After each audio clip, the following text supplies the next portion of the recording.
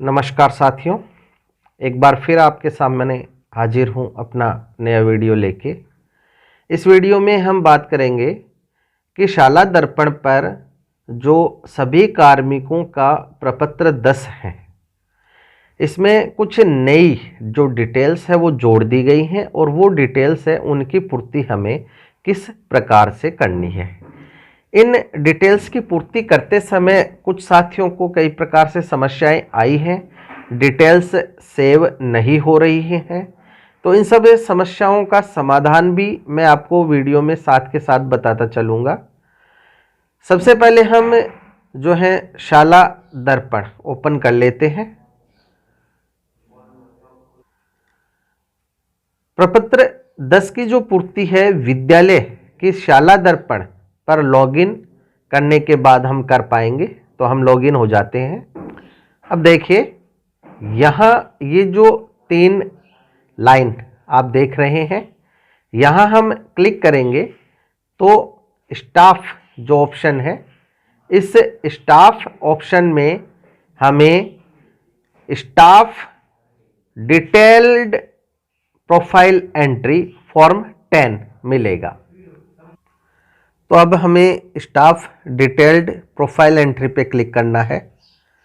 इसके बाद जो सभी कर्मचारी है उनके जो फॉर्म 10 है वो आ जाएंगे।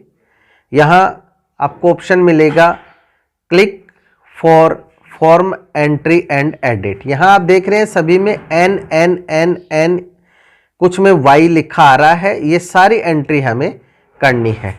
तो यहाँ इस पर क्लिक करें। अब हमारे सामने कुछ बेसिक इंफॉर्मेशन है, ये जो है कर्मचारी की आ जाएंगी। इसके बाद हमें 1 बाय 1 जो ये जितने भी ऑप्शन इसमें जोड़े गए हैं इन सभी की एंट्री हमें करनी है।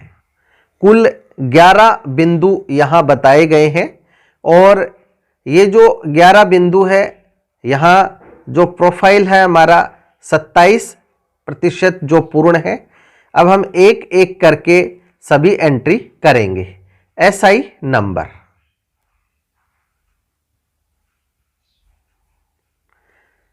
जो पुराने कार्मिक है वो जीपीएफ नंबर है, यहाँ दर्ज करेंगे। यदि आप नए कार्मिक है तो यहाँ 0 लिख दें। प्राण नंबर,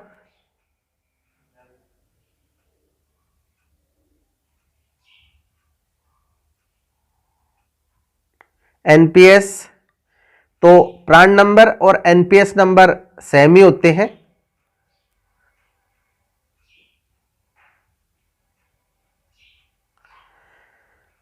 पैन कार्ड के जो नंबर है, ब्लड ग्रुप, फादर्स या गार्जियन नेम, मदर नेम,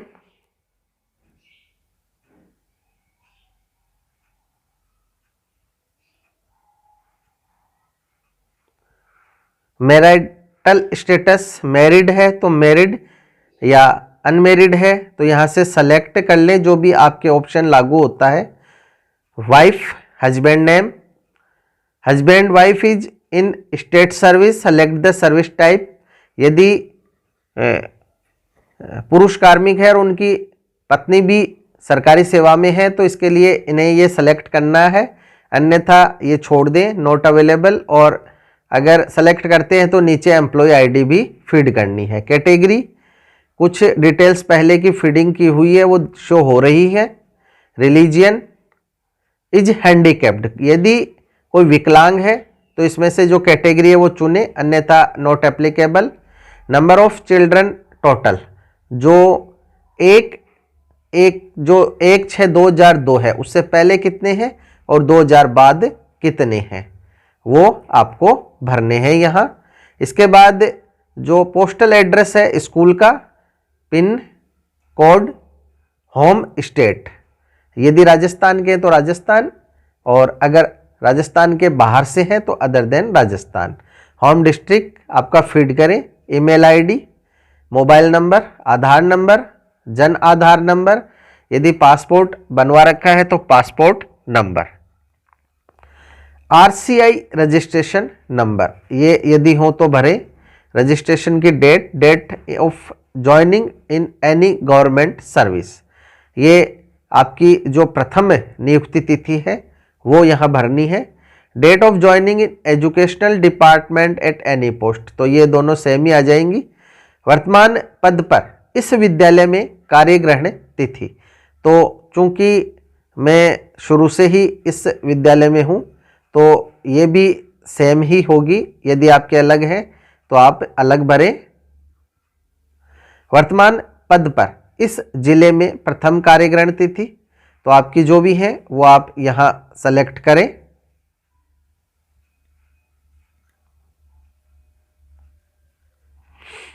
वर्तमान पद पर प्रथम कार्यग्रहण तिथि, तो आप जैसे मान लो पहले 3rd ग्रेड थे, अब आपका 1st ग्रेड में हो गया या 2nd ग्रेड में हो, तो आप इस पद पर जब आप हैं वर्तमान में जिस पद पे हैं वो कार्यग्रहण तिथि आपको भरनी है।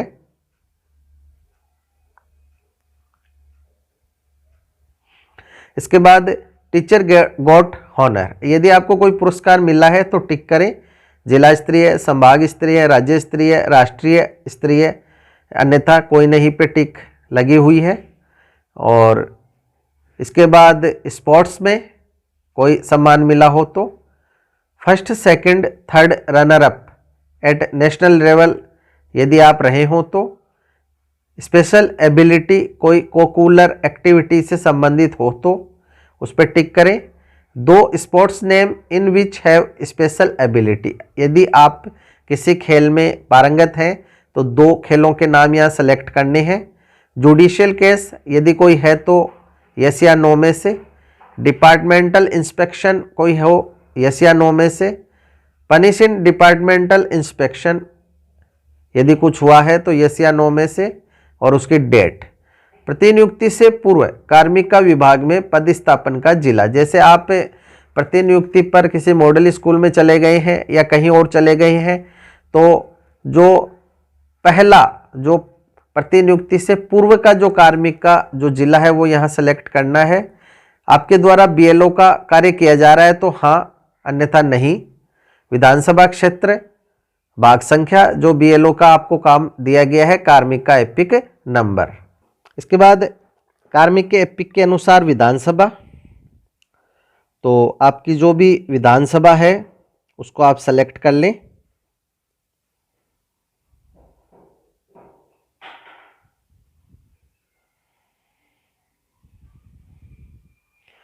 पे मैनेजर एनआईसी यूआईडी, इसमें बहुत सारे साथियों को समस्या आई थी कि पे मैनेजर की एनआईसी यूआईडी हमें कैसे पता चले।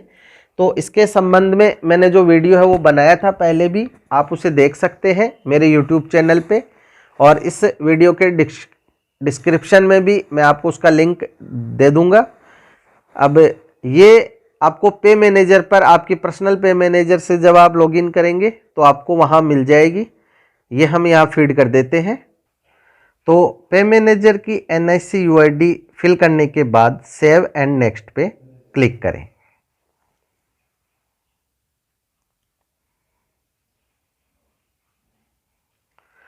यहाँ वीडियो थोड़ा लंबा हो सकता है क्योंकि इसमें 11 ऑप्शन हैं हमें फिल करने हैं।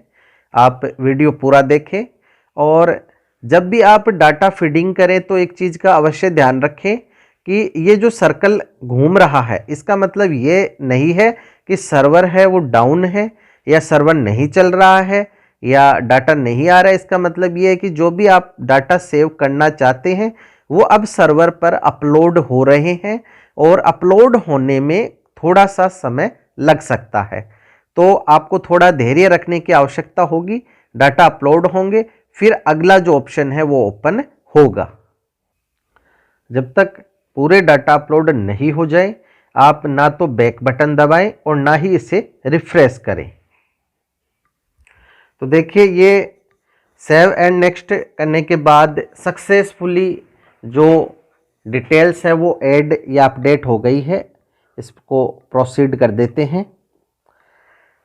एक काम आप समय समय पे करते रहें कि जिस भी ब्राउज़र में आप इसको ओपन करते हैं तो हो सके तो क्रोम ब्राउज़र में ही ओपन करें और हिस्ट्री को आप डिलीट करते रहें। दूसरा ऑप्शन है शैक्षणिक योग्यता का। तो देखिए इसमें हमने पहले जो भी डिटेल्स है वो फीड कर दी थी, लेकिन कुछ इसमें नए भाग जोड़ दिए गए हैं। एक एक करके हम इनको दोबारा से देख लेते हैं। पहला ऑप्शन है एग्जाम लेवल बिलो सेकेंडरी, इस पे टिक है, इसी पे रहने देते हैं। Name of exam secondary, type regular, name of board university board of secondary education Rajasthan. यहाँ 10वीं बोर्ड के आपको रोल नंबर फिल करने हैं। इसके बाद स्टेट ऑफ बोर्ड या यूनिवर्सिटी, तो ये राजस्थान। टोटल मार्क्स कितने का जो पेपर है वो, इसके बाद कितने जो नंबर है वो आए। तो जैसे ही आप अगले ऑप्शन पे जाएंगे पहले ये डाटा सेव होगा, उसके बाद जो है अगले ऑप्शन को आपको फिल करना है, और इसके बाद जैसे ही अगले ऑप्शन पे जाएंगे आप फिर से जो डाटा है वो सेव होगा और परसेंटेज ऑटोमेटिक शो हो जाएंगे। ये देखिए यहाँ परसेंटेज आ गए हैं। इसके बाद डिवीजन, परीक्षा का माध्यम हिंदी, हिंदी मीडियम से है या अंग्रेजी। डेट ऑफ पहले हमने भर रखी थी तो वही यहाँ 28 जो है जून 1996 दिखा रहा है। ऑप्शनल सब्जेक्ट है, यहाँ 10वीं बोर्ड में कुछ होते नहीं हैं। अब हम चलते हैं दूसरे ऑप्शन पे। तो इसी प्रकार से आपको ये जो भी आपकी शैक्षणिक योग्यता है इनको फिल करना है। हम एक एक करके इन्हें फिल कर लेते हैं।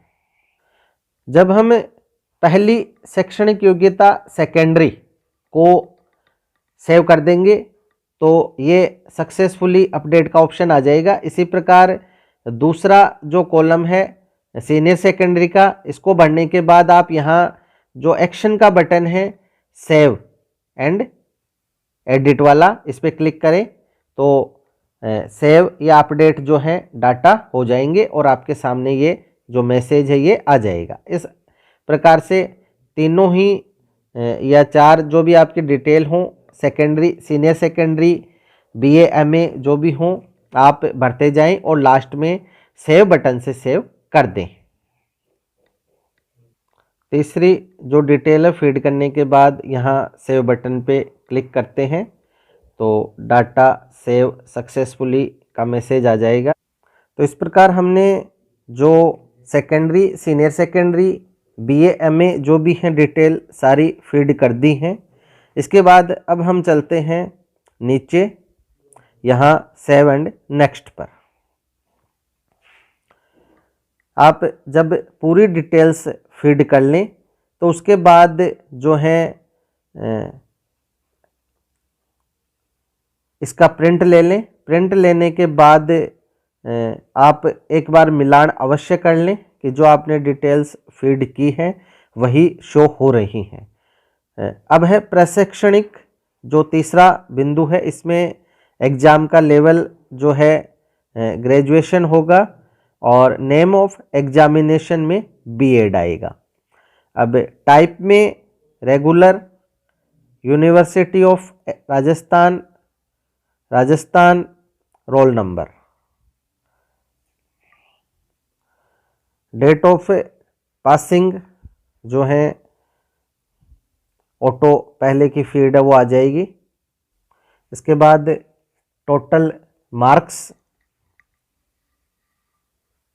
टोटल मार्क्स फीड करके जब हम अगले कॉलम पे जाएंगे तो पहले जो डाटा है वो सेव होगा।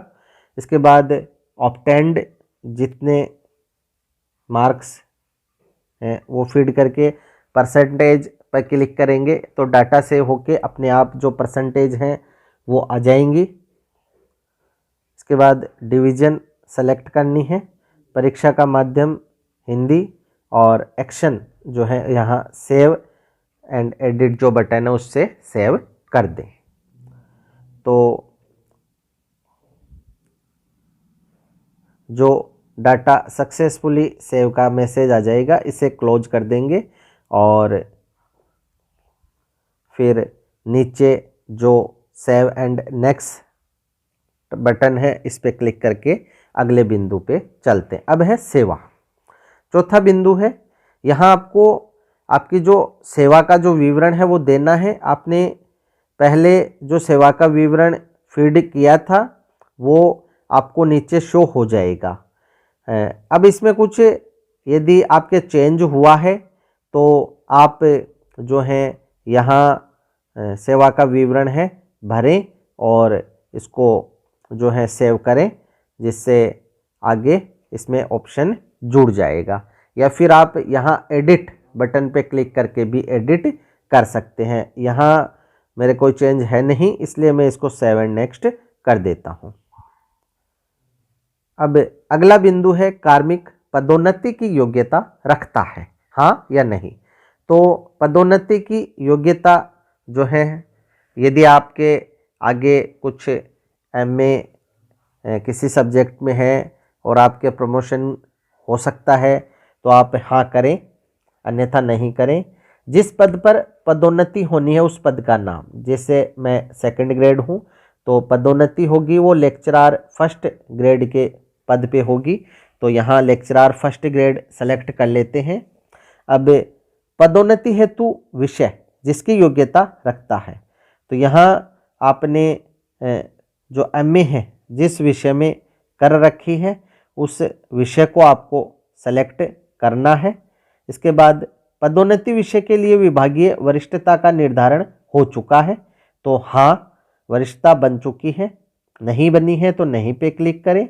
पदोन्नति पद के लिए विभागीय जो मिश्रित वरिष्ठता का विवरण जो लागू हो, तो यहाँ आपको जिला स्तर की और संभाग स्तर की और राज्य स्तर की, जिला स्तर की जो है तृतीय श्रेणी शिक्षकों के लिए है, संभाग स्तर की द्वितीय श्रेणी शिक्षकों के लिए, और जब प्रमोशन होगा तो राज्य स्तरीय जो वरिष्ठता बनेगी उसके आपको यहाँ वर्ष और क्रमांक फीड करने हैं।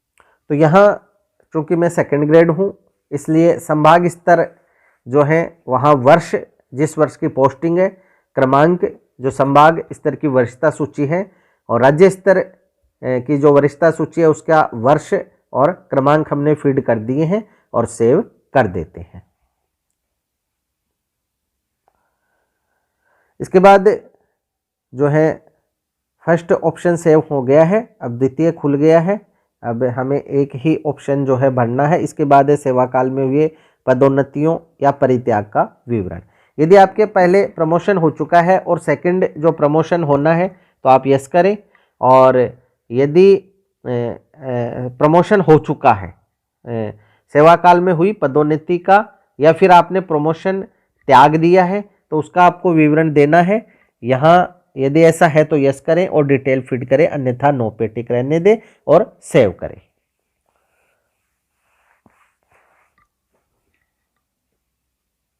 ये डाटा जो है सेव हो गया है। इसके बाद हम नेक्स्ट पे क्लिक करते हैं।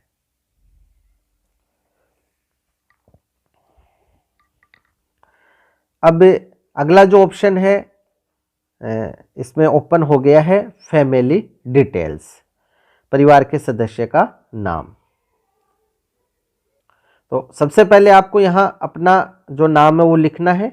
कर्मचारी से संबंध स्वयं, आपका जो जेंडर है, आपका जो व्यवसाय है अध्ययनरत राजकीय सेवा, तो हम राजकीय सेवा करेंगे। वैवाहिक स्थिति जो है विवाहित, अविवाहित है तो अविवाहित, जो भी आपके लागू हो वो करें। जन्म तिथि, इसके बाद जो भी डिटेल्स आप कैलेंडर से सेलेक्ट करते हैं वो कैलेंडर से ही करें। जन्म तिथि फीड करने के बाद यदि दिव्यांग है तो यहाँ टिक करना है, अन्यथा इसको छोड़ दें। दिव्यांग का प्रकार या प्रमाण पत्र मेडिकल बोर्ड का जो भी है, यदि असाध्य बीमारी कोई है तो उसका जो डिटेल है, और अब हम सेव कर देते हैं।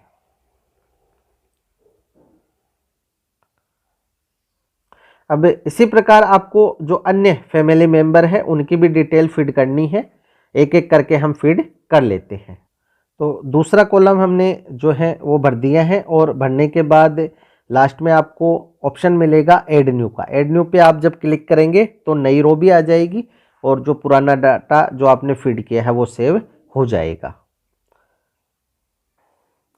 तो संतान का जो विवरण देते हैं, जैसे नाम, कर्मचारी से संबंध, पुत्र या पुत्री, लिंग मेल या फीमेल जो भी हो। व्यवसाय में आप अध्ययनरत, बच्चे अध्ययनरत हैं तो अन्यथा अन्य पे टिक करें। विवाहित है या विवाहित हैं उस पे टिक करें। ये हमने जो फैमिली डिटेल है पूरी भर दी है। अब नेक्स्ट करते हैं। इसमें अगला जो ऑप्शन है वो है स्टाफ कॉन्टैक्ट डिटेल। कार्मिक स्थायी निवास का पता, राज्य राजस्थान, जिला आपका जो स्थायी निवास है वो सेलेक्ट करें। परमानेंट जो एड्रेस है, ब्लॉक,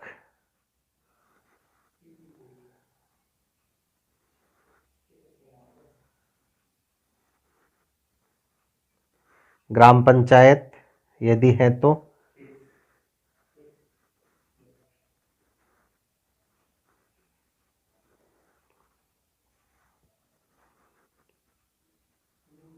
यहाँ गांव का नाम लिखें, पिन कोड, हैबिटेशन जो आपका एड्रेस है, एड्रेस के बाद असेंबली, विधानसभा क्षेत्र, लोकसभा क्षेत्र। अब है कार्मिक के वर्तमान निवास का पता, यानी जहां आप इस टाइम पोस्टेड हो। राज्य राजस्थान, जिला सेलेक्ट करें, ब्लॉक सेलेक्ट करें। तो देखिए ये जो स्टाफ कॉन्टैक्ट डिटेल में स्थायी निवास यानी परमानेंट एड्रेस और जो वर्तमान निवास है यानी इस समय आप जहां पोस्टेड है वो एड्रेस, इसमें सभी जो है रेड स्टार टिक किए हुए हैं, यानी आपको ये सारी चीज़ें इसमें सेलेक्ट करके भरनी है। यहाँ आप हैबिटेशन या जो एड्रेस है वर्तमान का, उसमें आप अपनी स्कूल का जो एड्रेस है वो दे सकते हैं।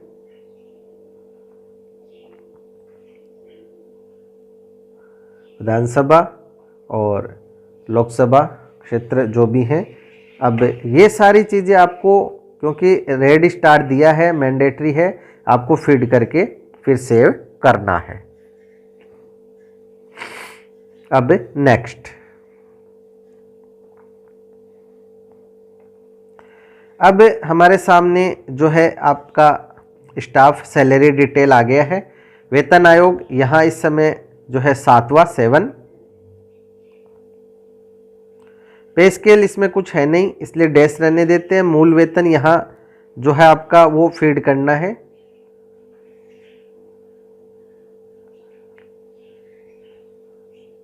ग्रेड पे आपकी जो भी है एल जिसमें भी आप हैं वो, और आगामी जो वेतन वृद्धि की दिनांक है तो यहाँ 2021 सेलेक्ट करें, जुलाई और 1/7/2021 को अगली वेतन वृद्धि लागू होगी।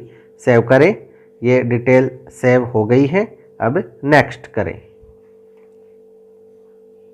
अब यहाँ देखिए स्टाफ की बैंक डिटेल भरनी है आपको, जिसमें आपको बैंक का नाम, IFSC कोड, ये सारी डिटेल लिख के और सेव करनी है। ये हम सेव कर देते हैं। ये बैंक डिटेल जो भी हमने फीड कर दी है, अब इसको सेव कर देते हैं। अब नेक्स्ट पे क्लिक करते हैं। आगे आपको SCP की डिटेल भरनी है। SCP 1 देय दिनांक, यदि आपको SCP मिल चुकी है पहली, दूसरी, तीसरी, तो जिस तारीख को वो मिली है वो देय दिनांक भरे। SCP मिल चुकी है हाँ या नहीं भरे, फिर दूसरी, फिर तीसरी, इस प्रकार ये बढ़नी है। जैसे SCP 1 देय दिनांक, यहाँ जो है SCP 9 साल पर मिलेगी कर्मचारी को यदि वो अधीनस्थ सेवा से हैं। तो जैसे 2012 की पोस्टिंग है तो जो 9 साल है वो है 2021 में होंगे। तो SCP जो 1 की देय दिनांक है ये हम फिर नहीं कर पाएंगे क्योंकि SCP प्राप्ति की स्थिति नहीं है। इसी प्रकार SCP 2 की देय दिनांक भी नहीं भर पाएंगे, कैलेंडर में नहीं आएगी। इसके लिए भी हमें नहीं पे टिक करना है और SCP 3 में भी नहीं पे। यदि आपको पहली SCP मिल चूँकी है, चूँकि वो डेट है कैलेंडर 2020 से जो आगे हैं, 20 से आगे आपको नहीं दिखाएगा, इसलिए आप जो पूर्व में मिल चुकी है उसी की दिनांक भरनी है आपको।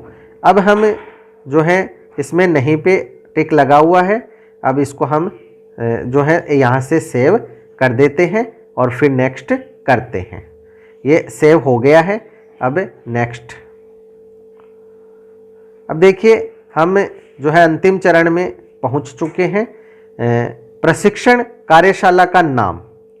तो यहाँ जो है नवनियुक्त शिक्षक प्रशिक्षण, नवीन पाठ्यपुस्तक आधारित सीसी, एसएमसी, क्लस्टर स्तरीय एक दिवसीय, उच्च प्राथमिक विद्यालय के एचएम के लिए, कंप्यूटर का, गणित विज्ञान का, आपका जिस भी प्रकार का प्रशिक्षण हुआ है इसकी सूचना आपको यहाँ फीड करनी है। तो ये हम कर लेते हैं।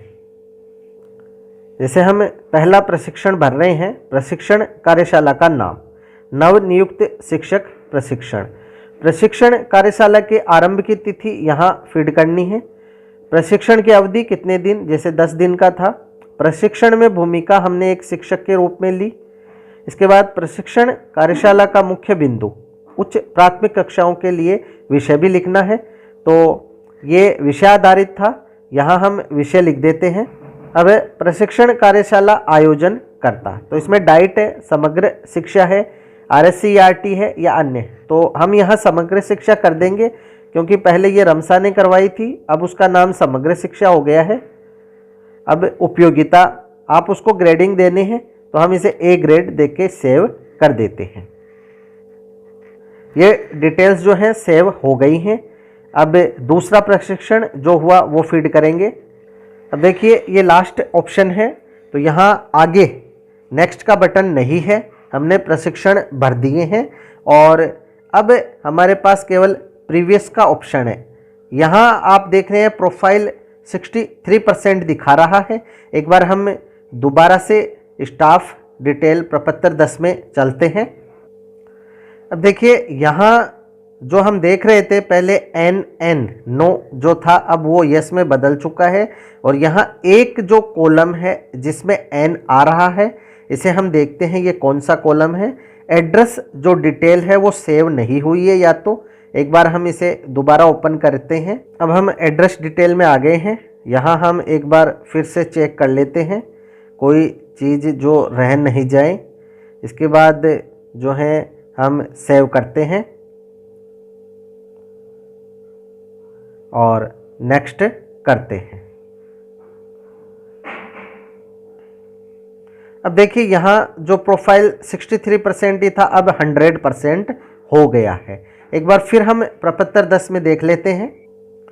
देखिए ये जो है एक N था वो भी Y में बदल चुका है।